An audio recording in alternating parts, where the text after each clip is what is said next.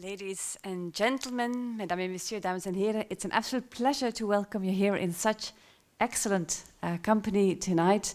Not only of the writer of this wonderful book, Drago Janc, but also the translator, Roel Schuit, who translated it into Dutch. That's the occasion to invite you here. But the book is already translated into French. So speakers of French can read it in their own language, and an English translation is forthcoming, I understood.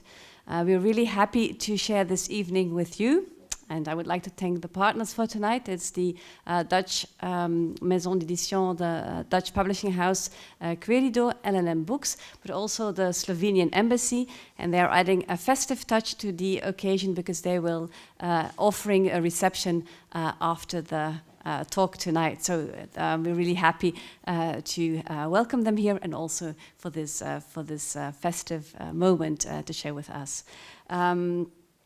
Jeffrey will be listening to Drago Janc.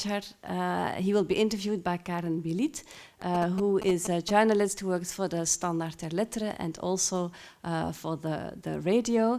And of course, a translator will be here, and that's of course an author in his own right. And Roel Schuit is a wonderful writer. Because translations are so important. I don't share your language, Mr. Janc, but I'm so very happy that I have access to it thanks to a wonderful publication. And I would like to, it's a welcome back, because you were here in 2011 as our writer in residence.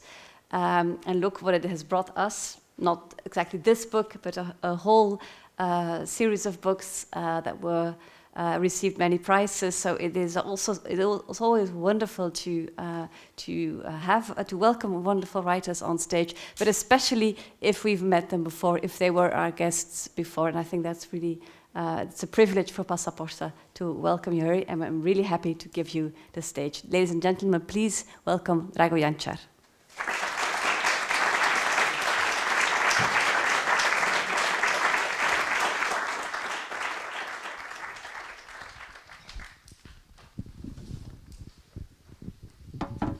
So now it's my turn to say good evening to all of you and also to Drago Janc, of course. I was just wondering, do we have Slovenian-speaking people in the audience tonight? Okay. Oh, that's quite a number of Slovenian people. Well, unfortunately for you, we are going to do this conversation in English. Of course, his Slovenian is excellent, mine is quite non-existent. But we will help ourselves in English also for the non-Slovenian people in the audience. As Ilke already said, we have a book that has recently been published in Dutch. En ook de liefde is the title in Dutch. What was it in Slovenian actually, the title? Yes. Oh. Yeah. You might use in Ljubez and Tudi, but to your remarks of Slovenians, I'm afraid that I will be embarrassed. They are all diplomats and they all speak excellent English, so okay.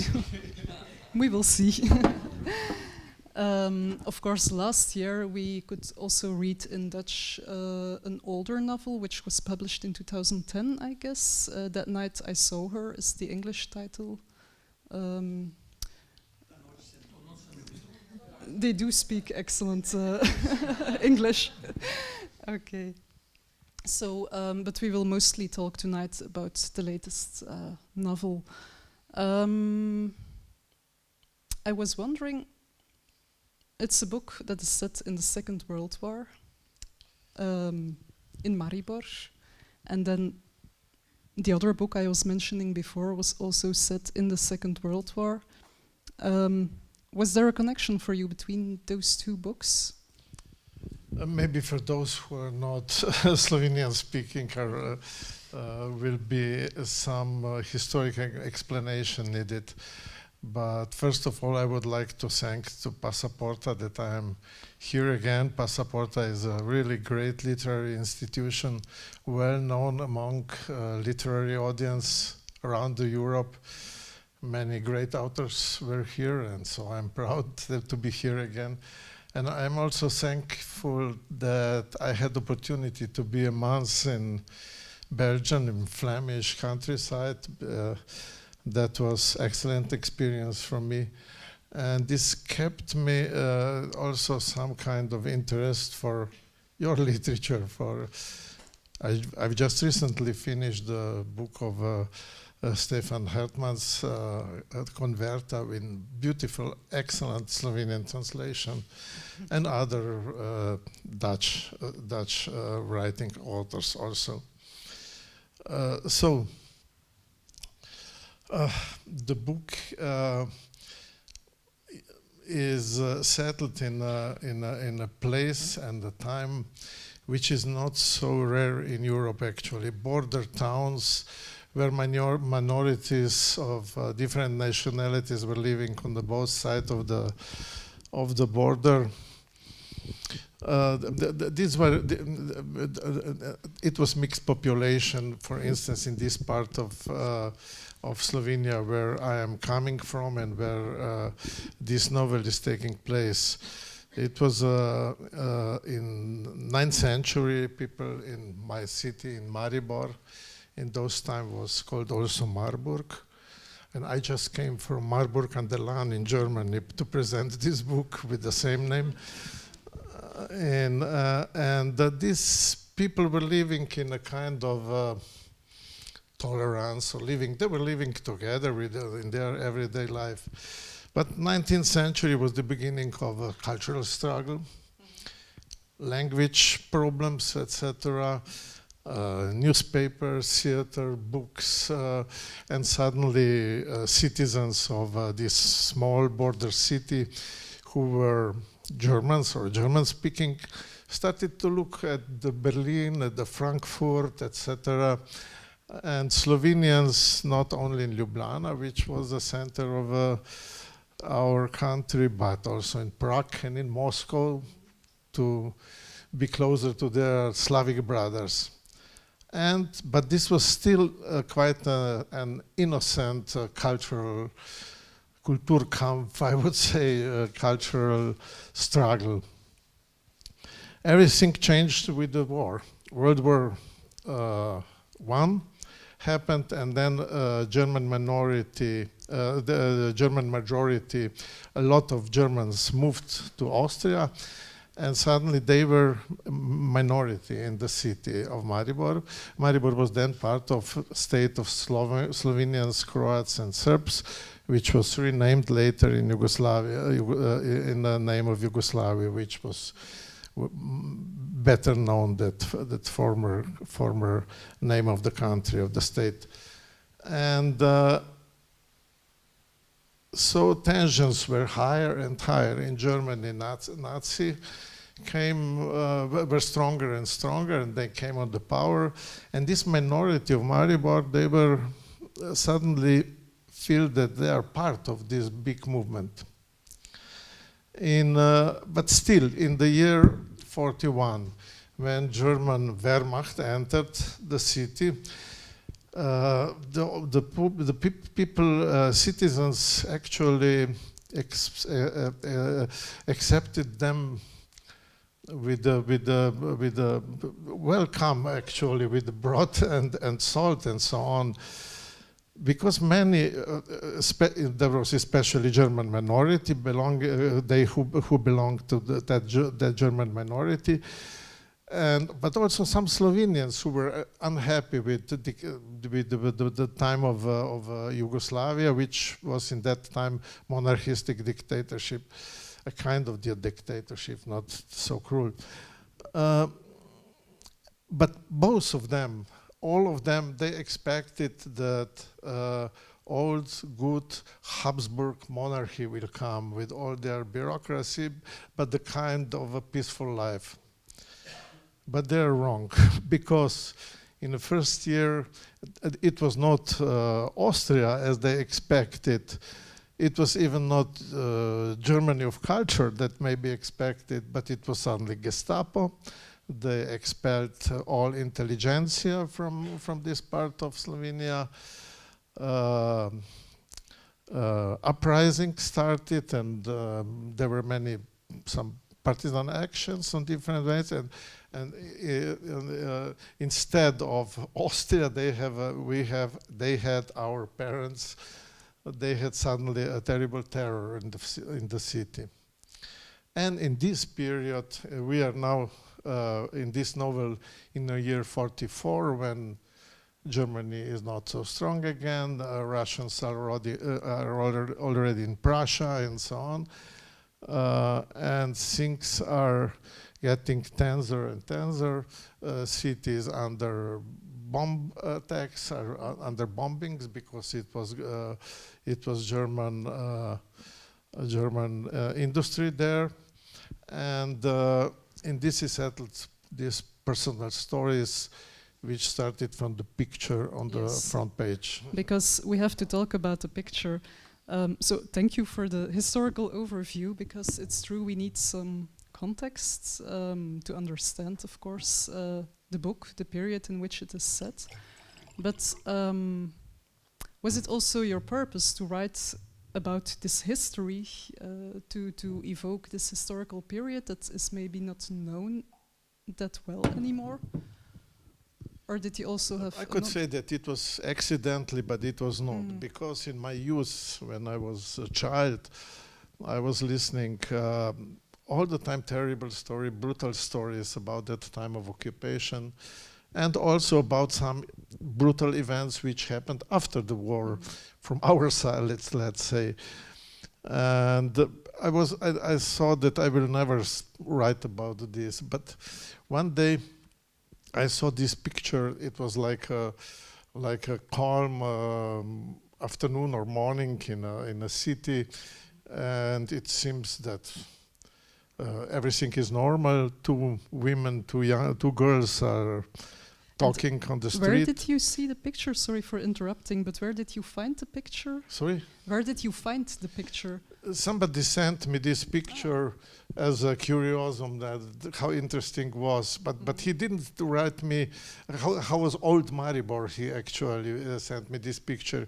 He didn't write me what was in the picture, and I thought it was in old Austria or something, but then I saw a German officer on the corner. It was in SS uniform, which I realized later when I was in SS uniform. I also saw that this in the name of the hotel. These are some letters are changed from Hotel Oral is changed to the Adler. Only 2 letters was changed, and I said it's a war. It's time of the war, and then what I knew about this, what was in my memory, what was from my knowledge of the books,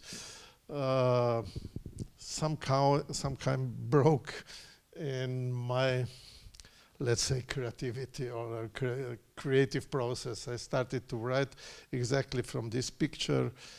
One of these girls recognized in SS officer one of those members of a German minority. They knew each other before, and she ran after him, asked him later to help to release her boyfriend who is in Gestapo prison. And then the whole triangle and love story and all circumstances. Then we entering in a novel where the main topic is love, but against love there is a war or violence. So an old picture that you discovered became actually the point of departure of a story that you wrote, of this story. Sorry? The picture was the point of departure for the story. Definitely, that was the point of departure, and it is from it's imagination. I don't know who these two girls were. Probably they died, of course. It's impossible that they would still be alive. But that was just my writer's idea, to start with this and to make a plot in which will, from the small event, from a very innocent event, will grow up in the whole picture of things which were going on in Slovenia at that time and after the war. And were you yourself actually aware of this whole history of Maribor, this German history of Maribor? Is it something that people are aware of in Slovenia today, or is this history not so alive? Well, you explained before that there is a whole... a little louder, please. Sorry. Yeah, I was talking in the microphone. You mentioned before that there was a whole German history of Maribor, a German minority living there. Is this a known story in Slovenia today? Yes, it is. It was somehow forgotten, but because you know, there were so many events. There was history was going so fast. It was after the war. There was not only liberation of the country, but also a communist revolution.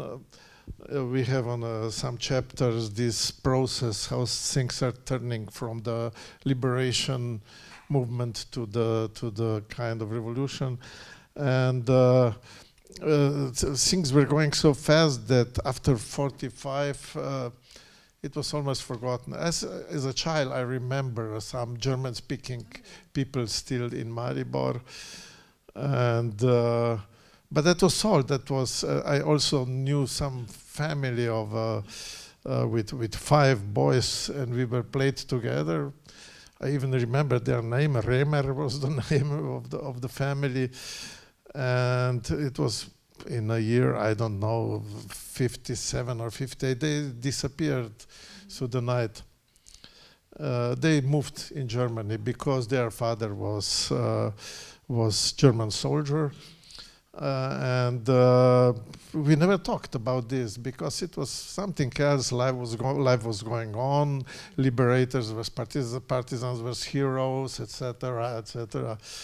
So, but later I talked to some people who were on from this part too on this part of the history. For instance, when I represented one of my books in Vienna, one young woman approached me and she said that she is a granddaughter of people who were forced to go out of the city, etc., and how they are still thinking about this city, how they live there, and how they hate us because we expelled them. So well, it's a mixture of, but it's the story is this is connected to some my experience, our common collective experience, but it's a novel. Yeah. It's a novel of love and and war. Yeah, but in this first part of the book, we meet a guy, Ludwig Miszkolnik is his name, and should I consider him like a German-speaking Slovenian or an ethnic German in Slovenia? What is his background? They both spoke both languages because they were living together for so many times, and they were kind of bilingual, not completely. Slovenians were better in Slovenian, Germans better in Germans, but these are cities like Gdansk, for instance, in Poland, and many or in Alsace. In Alsace, there was a similar situation. Where people were living together many centuries, and suddenly this nationalistic and especially national socialistic movement broke everything, and suddenly it was more important what you are by language or by your origins or I don't know what, then you have a neighbor as a citizen. But it is not like it was not like the 19th century, as I described before. It was suddenly very cruel. In this area of Maribor and a little wider area, it was 700 civilians as hostages. I don't know if the word is right, hostages. People who were captured and killed because some partisan actions, etc. And it's an enormous number for such a small area. So you can imagine, I can imagine, I was not there, I was listening stories, what was the atmosphere of fear, of terror, of And for instance, it was not allowed if they heard somebody to speak in Slovenian on the street. He could enter as in Serbia as if he was lucky, because they unsettled many people there. Before the war, there were also street fights between Slovenian and German students and so on, but it was still not the same like it started on 41. Yeah, but then you have this German occupation, and then, I mean, people had to make a choice in a way if they were like Slovenian or German, and you have Ludwig Mieszkolnik, who all of a sudden is very proud to be German and even joins the SS. These were these mixed identities. He was in normal times, as you can read in a novel, they were skiing together and so on. But suddenly... And he was called Ludek. They called him Ludek. It's how do I... a nice name for Ludwig.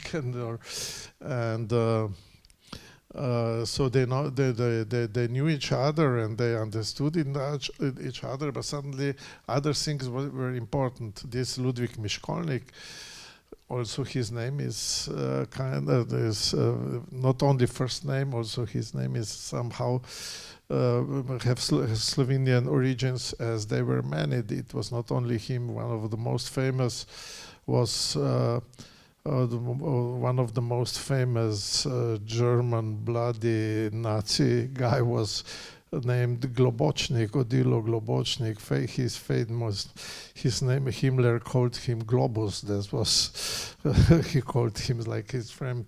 He did a lot of bloody things in Poland and everywhere else, but he was pure Slovenian, born in Carinthia, moved in Trieste, and etc. But it is another story. He's mentioned also. So there were in this area, Slovenians have very often Germans' name, and Germans have Slovenians' names. So how they divided them on a political way, you know, or so many these divisions were very often later fatal for many of them, because many of them, because of this division, didn't survive. Yeah, because you also describe in the book that people needed to go to some medical investigation to have the right passport. Yeah, this is a famous German racist program, which was for me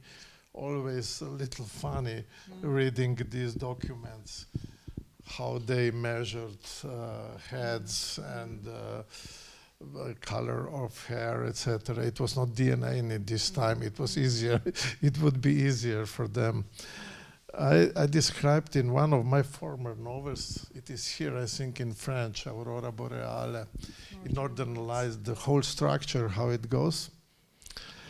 And it happened how people can nowadays cannot understand, even I cannot really understand how it was possible, is a proof that when my book was translated in Russian, it was at the end, start of perestroika, everything was changing. They translated my book. I was happy.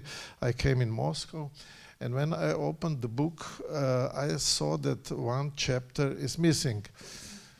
And that was a missing about that crazy nationalistic or nation socialistic Nazi theories about race, how Jews are bad soldiers, why are bad soldiers, what are their physical, what their typical physical outlook, etc., etc. And this chapter was missing, and I called my translator there and said to him, "What's going on? Why there is not?" It is not, it is not a Nazi propaganda, but against crazy Nazi ideology. And he said, I said to him, he said that the editor asked to take out this chapter, otherwise the book wouldn't be published. And I said, why you didn't ask me? I wouldn't allow to publish the book because it is crazy. It is a totally wrong understanding. But he said, no, this editor is clever, but it's still in the air, you know, and there are some Pamyat so-called organizations who are nationalistic, and they was use it as anti-Semitic propaganda, etc. But I said to him, then we don't need literature if we don't risk to go in these dark parts of our experience, our European common experience. So, but the book was published without this. Maybe they will republish some of these days. This happened recently. This happened recently. This whole anecdote, or is it some years ago? About these theories. Yes, the Russian. What happened with the Russian edition? Was this recently or? No, I learned there when I came there. Okay. I learned there that this chapter is missing, but I couldn't stop it. But it was not so important that. But it was still the time when they were publishing books in huge numbers. That book was published in 20,000 copies. So, yeah. No, there are no so much copies in our times. Not in Russia also.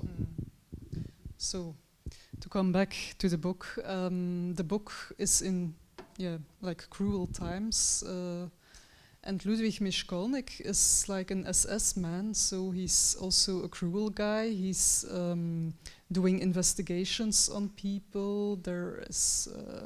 He's not himself torturing people, but he is seeing how people are tortured. And yet, you describe him as kind of a funny guy. I mean, as a ridiculous guy. You need to laugh a bit with him also.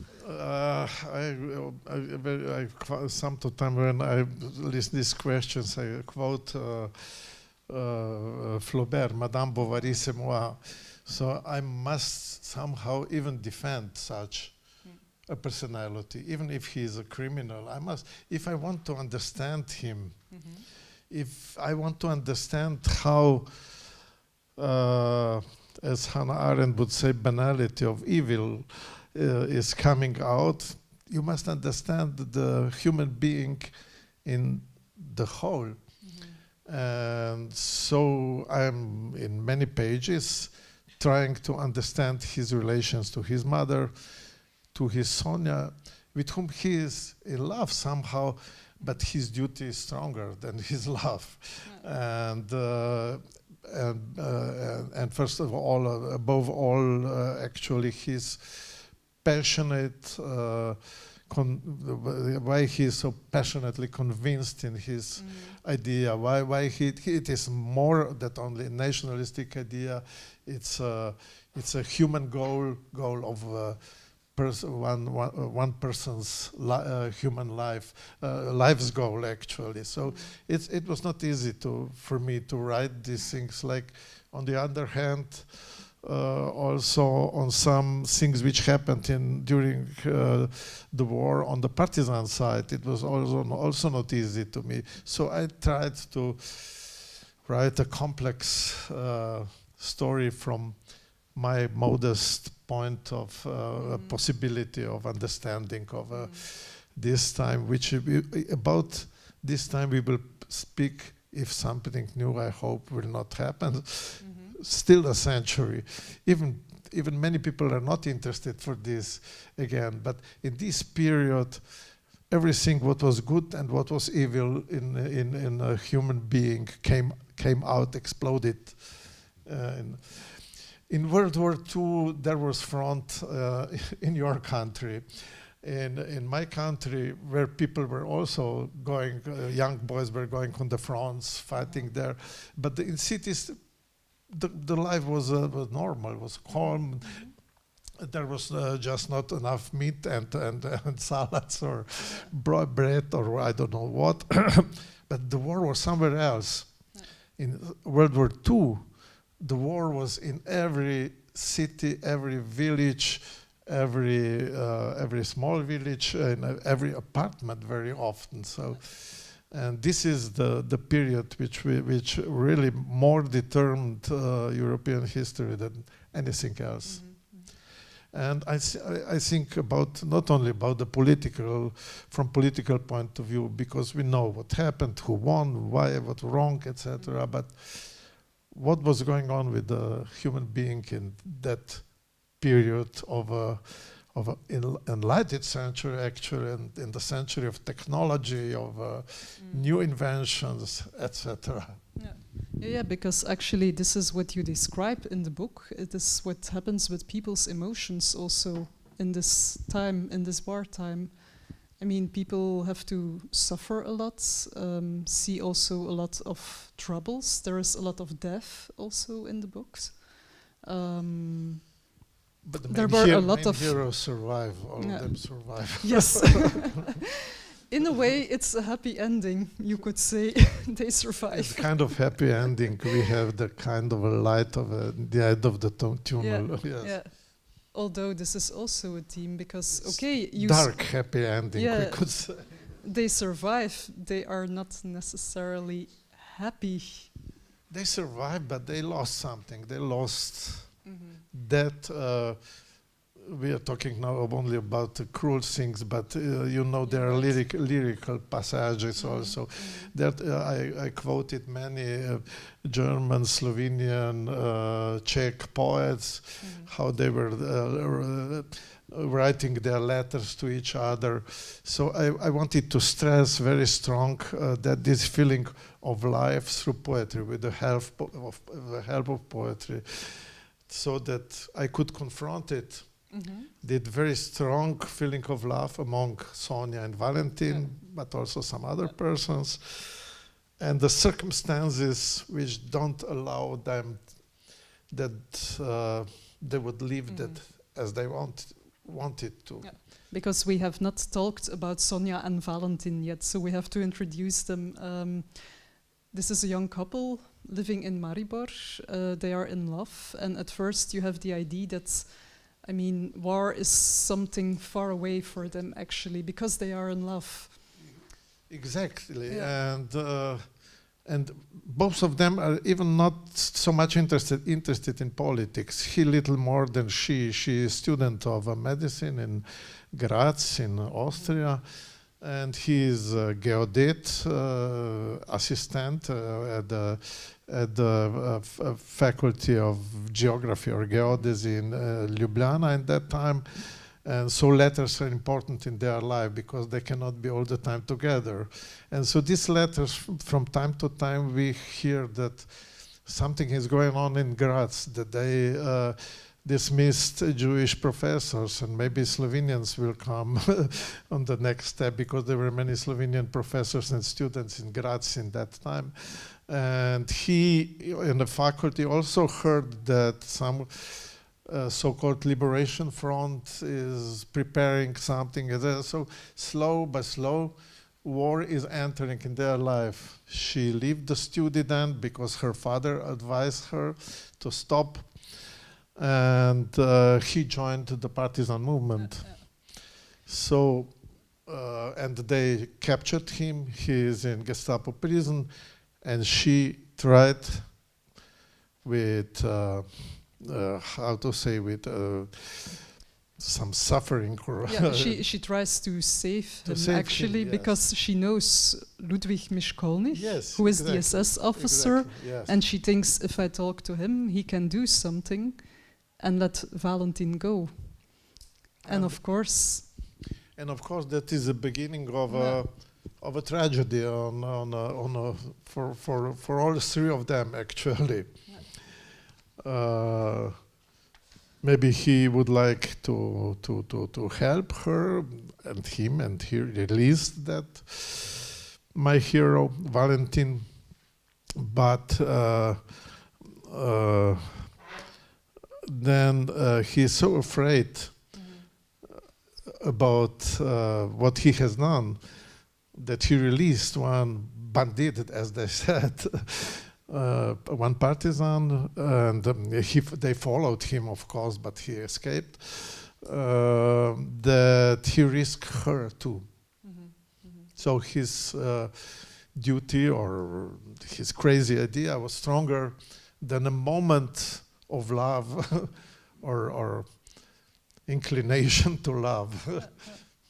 Yeah, so you can see that one decision in wartime can have big consequences, of course. I mean, exactly. Sonia's act has big consequences for her too. Yes, we are exactly. Thank you for this observation. From small events, we are going faster and faster in a more dangerous and more dangerous situation. So every act of a mercy, of a attempt to help somebody, is turning into opposite result, actually. Yeah. And you can also see in the book that the characters, they don't know what is happening. I mean, they do not expect that one decision will have such big consequences. Yes. This is very often in life, in normal life that we are living today. But in such situations, in such circumstances, it could be fatal. You were mentioning that Valentin joined the partisans, and you were mentioning before that he was like a university professor, so a rather intellectual guy. I was wondering, how was it for people like him to all of a sudden arrive in the woods and lead the life of a partisan? It's something different than teaching at university. It's like doing actions, threatening people. It's I cannot. I don't know if I can explain. I tried to explain what happened, how it was. Here in the audience, there is my friend who knows better, because his father was a partisan commander, and he was also intellectual. And all his family, they moved in a partisan movement. That was not always easy for them, not to, yes. But in this case, that was a special case, yes. I don't know if can we tell the whole story? Who will read the book then? Well, maybe rather not. But, well, some themes we have to delve a bit deeper in, because you are describing in the book that in this partisan movement, when the end of the war comes nearby, you see there's like tension inside the partisan movement too. Yes, and again, a short excursion in history. Partisan movement in Slovenia started with the organization, the so-called Liberation Front, which was coalition of communists, who was a leading force at the beginning, and was already in the beginning, Christian socialists, cultural workers, or how to say, and some other organization which was so-called, which was a fist culture organization. So and some smaller groups also. So they established a wide coalition to fight against occupation. Slovenia was occupied partly by Germans, Italian, was divided in 3 pieces, and also Hungary took a small part of Slovenia. So they started as a coalition, but slow by slow, communists took over, like in all where they had that so-called people's fronts. And because we are in the year 44, and the end of 44, and 45, these were very, very, very tough years. Germany, the German units in Slovenia were no more so strong, and young guys who were mobilized for German army, peasants, workers, etc. They didn't want, when they came to to rest themselves after the battles in their villages and so on. They didn't want to go back, so they were on fleeing in partisans, and they couldn't keep so many people that they were coming in the year 44. And in the same time, the things were also turning in a kind of revolution. They knew that they will take over the power after the war. They wanted, and they knew that it is time. After a short time, Germany will collapse, and they will enter the cities and take the power. But it was suddenly paranoia everywhere. The Germans are selling their spies and diversants, etc., in partisan groups, and it was both. It was they approaching the end of the war, taking over the power, making revolution, and they wanted to survive, and they were so afraid of these people who were coming, and so it came to many very terrible and tragic events. They liquidated many of these young guys who were coming.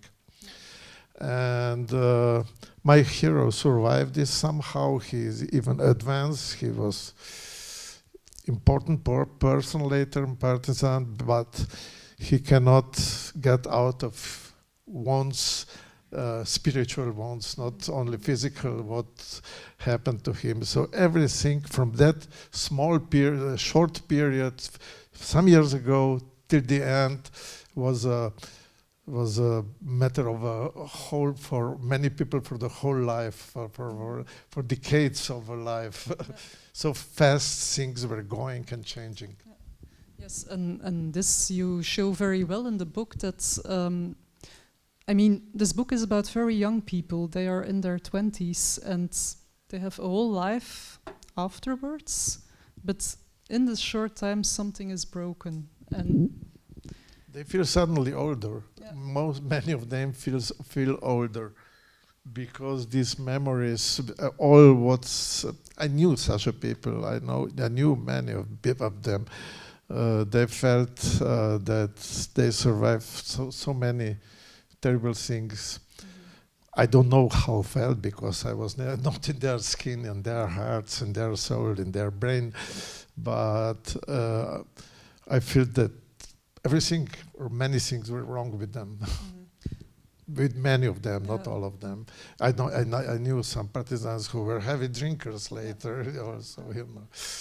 But does it mean that in this post-war society there was not really, I mean, there was no official way of dealing with these traumas, because you had a whole population which had suffered during the war, but apparently there was no way of talking about it.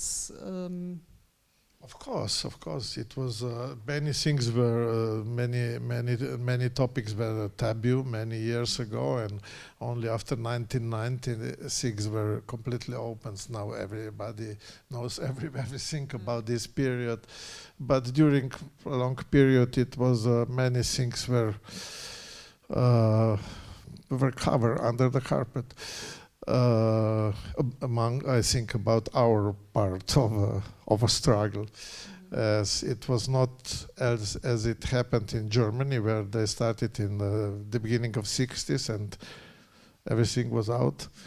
And maybe this book, which is going now very well in Austria, opened also some things for them, because they also covered under the carpet many things, and in Italy. So, but it was not. I wouldn't say like to say that. I would like to say that it was my goal was not to write a political goal with the attempt to recover things, because it's not. These things are no more secret. I wanted to write an existential story about these strong feelings of love, which could turn us in the violent brutality, in the how to survive in the middle of this with this feeling of love. Hence the title. Yeah. We were talking before that it would be nice to read some sentences. It would be rest for me too, because you are very intensive interview. Well, as it happens, we have our Dutch translator here, Roel Schuits, and he will join us on stage. It is not very often that I have a translator on a promotion of the book, and Rao translated 4 of my books in Dutch, so I'm very happy that he is here.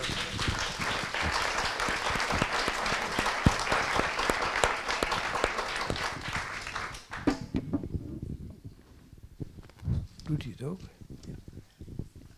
So you want him to read first, or? A few sentences in Yeah. Slovenian and you in Dutch.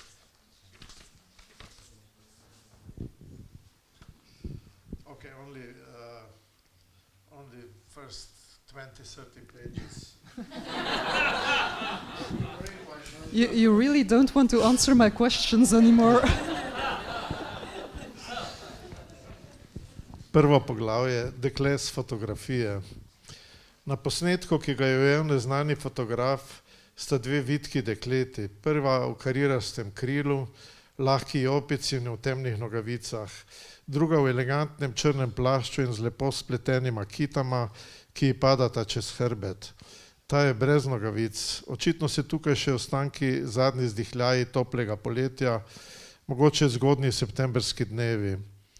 Dopoldanska slika z meščani, ki hitijo po svojih opravkih, ženska z aktovko, nekateri samo brezdelno postavajo. Tu je moški z biciklom, ki z nekom klepeta, najbrž v vremenu, nekdo drug vleče cigareto in puha v mirni božji dan. Pozoren pogled lahko opazi, da se je z napisom na veliki stavbi nekaj zgodilo. Hotel Orel se je spremenil v hotel Adler. Op een oude foto, die door een onbekende fotograaf is genomen, zien we 2 slanke meisjes. Het ene is in een geruit rokje, een licht jasje en donkere kousen. En het andere in een elegante donkere jas en met mooie vlechten die op haar rug vallen. Zij draagt geen kousen. Zo te zien zijn het de laatste warme zomerdagen. De allerlaatste zwoele ademtocht van de zomer. Of misschien de eerste dagen van september. Het is een ochtendopname met mensen die haastig ergens naartoe gaan. Je ziet een vrouw met een aktentas en een paar mensen die er zomaar staan. Daar is een man met een fiets aan de hand die met iemand anders staat te praten. Waarschijnlijk over het weer. Iemand anders neemt een trekje van zijn sigaret en blaast rook de vredige wijde wereld in. Wie iets aandachtiger kijkt, ziet misschien dat er met het opschrift op het gebouw links iets is gebeurd. Hotel Orel is veranderd in Hotel Adler. Het is een kleine aanpassing die praktisch ingestelde de eigenaar hoeft er maar 2 nieuwe letters te laten maken, de A en de D. En heeft het Sloveense woord restauratia veranderd in een restaurant. Okay.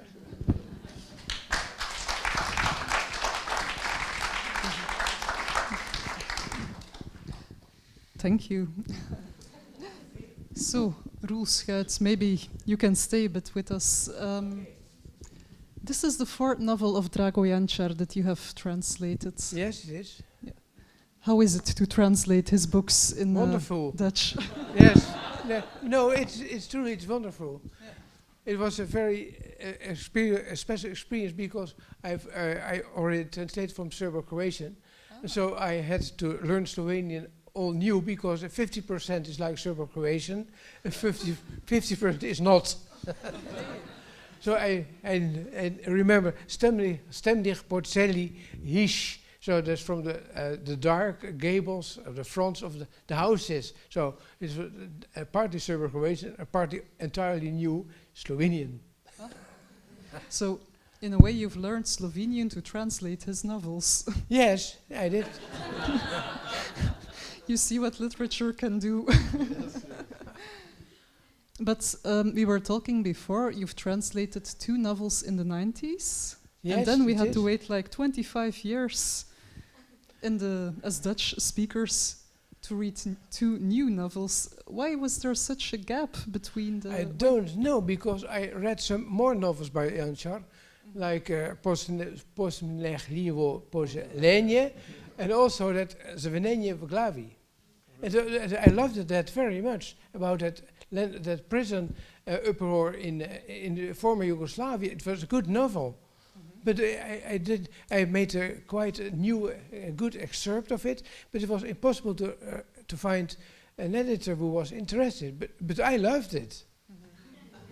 So, and would you blame it on the fact that editors are a bit afraid for small language groups to translate them? They are a bit afraid that it's Slovenian writer won't find readers here? I sometimes think that people, editors, find something interesting, for example, at the Frankfurter Buchmesse. So, oh, well, that's a very nice thing. We could have it translated to Dutch. But when you present something yourself, it's quite difficult. But Carrido was decided then maybe after French translations was, and it's happened then very fast, 2 novels one after another. But you mentioned you were at the Frankfurter Buchmesse last week, so this will be good news because your presence there at the Frankfurter Buchmesse last week will maybe help translations. No, I was not in last year's. I was not in Frankfurt Book Fair. I was many years ago when it was first time. I was happy to see how many books, etc. But after a while, I realized that there are too many books, too many people, too many writers, too many editors. It's better not to write that. So I was not for many years. This year I was again on so-called Blaue Sofa, and I had a discussion there exactly about this book they were interested in. And it was interesting. And no, but this book came before a Frankfurt Book Fair. I have no agent, so if it happens, it happens. I don't want to be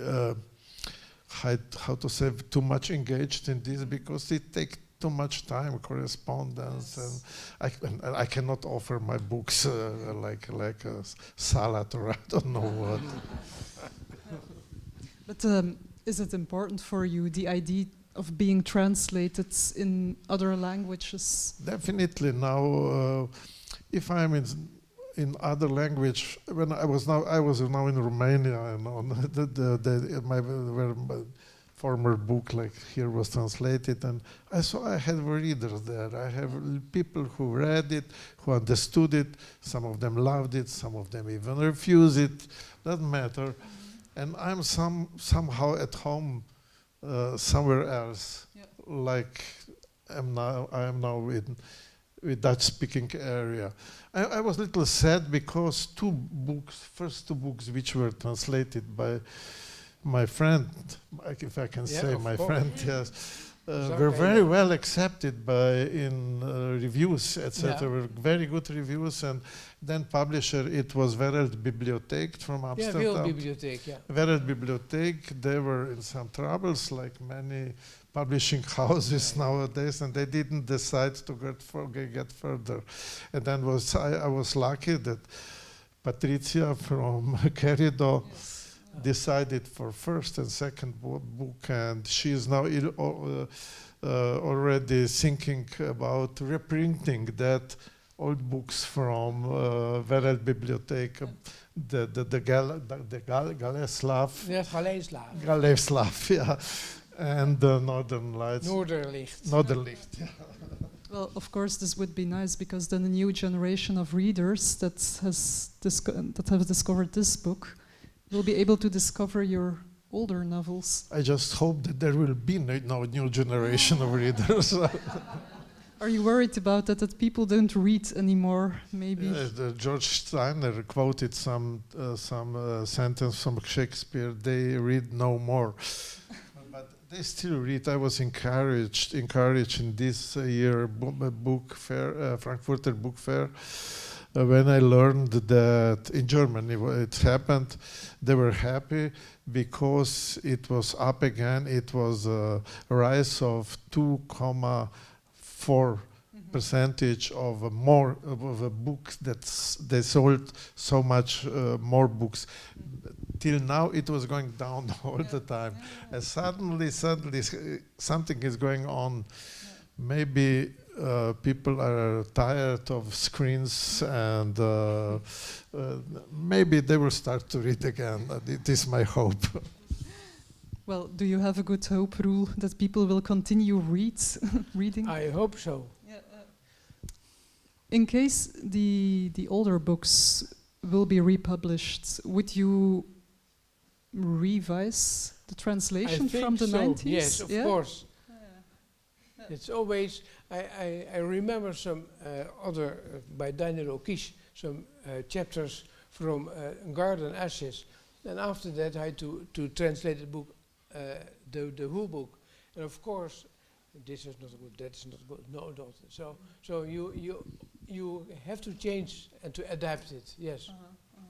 Well, of course, maybe this is a luxury that you have as a translator, but not as a writer. I mean, I don't imagine that you would revise your older novels from the 90s, that you would start making changes. But you can seize the opportunity. Are you working on a new project right now? I'm working, but I'm superstitious. I never say what I work because sometimes I had such a beautiful idea, and with the wine at early hours, I explained to my friends the whole. I've never wrote this, so I decided not to speak. And but are you focusing on novels, or are you still working in theater also? What you have done before? In last time I'm focusing on novels. I'm thinking also about some short stories, but I was writing also not quite a lot, but few plays for the theater. But I am so I wouldn't say disappointed, but I capitulated with this kind of theater that which is now in the circulation with all these how to say political pamphlets or simplicity of a spectacle, etc. I love the theater. If I would say, which has something to say that wouldn't be correct, because this kind of theater have something to say. But the theater where some human passions, love, hatred, etc., is coming out. Also in the time of so-called absurd theater, it was in the air, and I like to see the actor or actress on the stage to convince me with his appearance, his feelings, etc., and her feelings. I can admire this kind of theater with their spectacular solutions, stage solutions, but this is not my theater. This is not my so I have no courage no more to, and even the main problem for me, I don't know how is in your country, is that they are changing texts.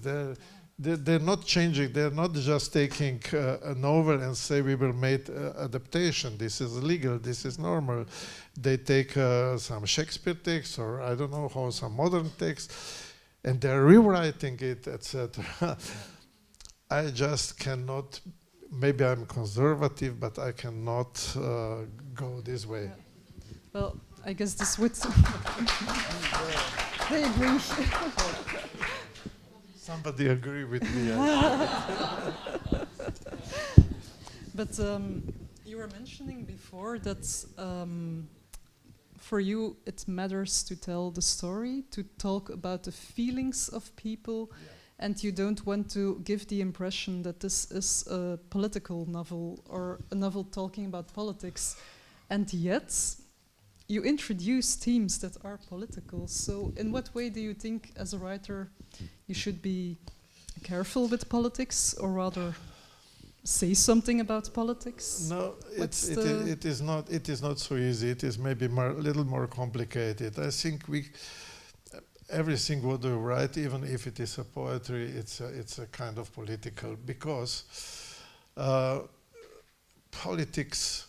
I don't think now about pragmatic politics nowadays, bureaucracy, etc. But even this, it's influencing our lives on this, on that way. And that cruel politics, terrible politics, which are in these books, it's influenced it even more. Listen, for instance, in my country, in small Slovenia, on the edge, in this part of Europe, you could live in one distant village somewhere in the mountains, etc. And you saw, for instance, that you survived 19 years, when you were 19 years old. You saw in your village there were people coming in different uniforms, there were different policemen, people who were collecting taxes, etc. We were living in 5 states in 1 century. So maybe they were not interesting about politics, but politics were interesting for them. Some politics influenced their lives in many ways. You could live in this village and somebody was in prison before the war because he was inclined to the leftists or some communist movement.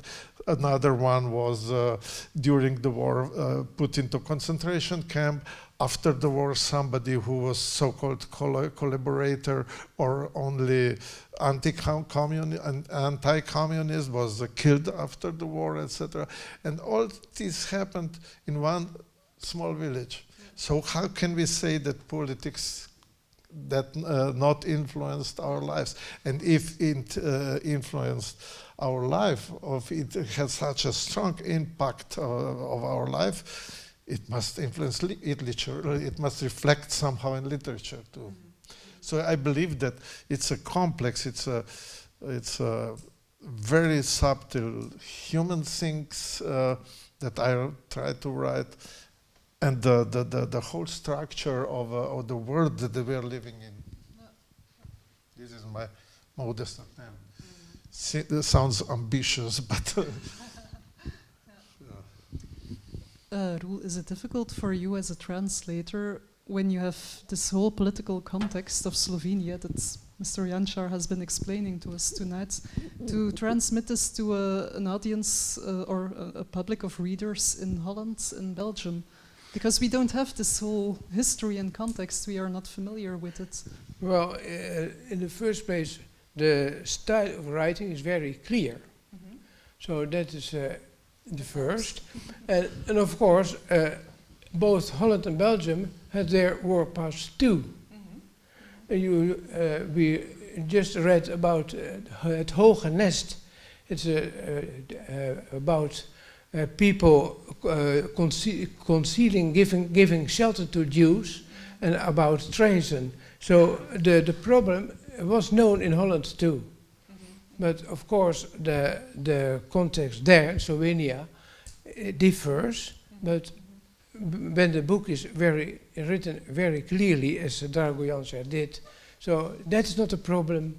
It is only you have to add some. Sometimes you have to add some a special explanation in footnote or so. But in effect, the style of reading is so clear; it's not difficult to do that. Yeah. But I think things are not so specific. All Eastern Europe has this kind of experience, our kind of experience. All Western Europe partly also with, you have in your country both movement, pro-German and anti, etc. So I think it's not necessary for a reader that would understand the whole historical context. If he understands human relations, then can understand the novel. And additional is better if he understands other things too, but it is not the condition for the reader. I didn't think Europe is so mixed and perplexed with in this 20th century that this is, I think it is easy to understand. Somebody was asking, some people asked me why my former novel, I Saw Her That Night, was so successful in France. I was thinking and I said, yes, they have also resistance and they have a similar situation, but it was not the secret. The secret are human relations, what happened to one person, what that woman and other people who were around her. So, if you want, if I can jump to the kind of political explanation also. When I was here in Volezele in the year 11, you remembered me, I didn't know the exact year. I was accidentally, 2 days ago, before I left Ljubljana for Brussels and then to Volezele, I found in an antiquariat, in bookstore, a book of Felix Timmermans. What is the name?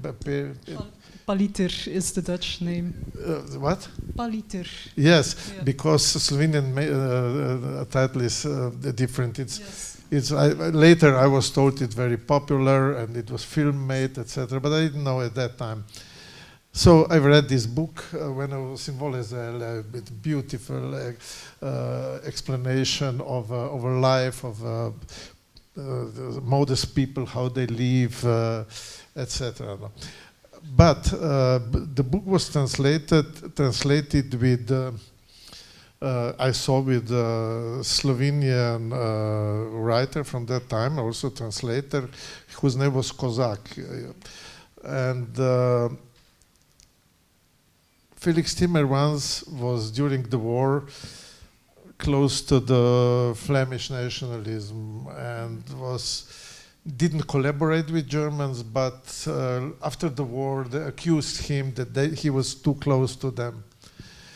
So, but the Slovenian translator who translated this book in 30s, that was in 33 or 35, became a first communist cultural minister in post-war Yugoslavia. Both were good writers, both loved these people that they were writing about, and it was not accident that Kozak decided to translate that Timmermans because it was close to his communist heart, feeling for people, for poor people, but they were finally on the different sides of a European history.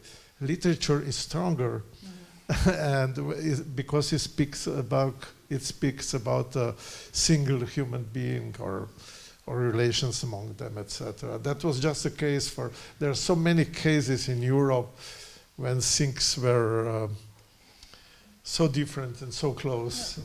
Literature connects. Yeah. I think it's a nice thought to conclude the evening with. Yeah. Thank you.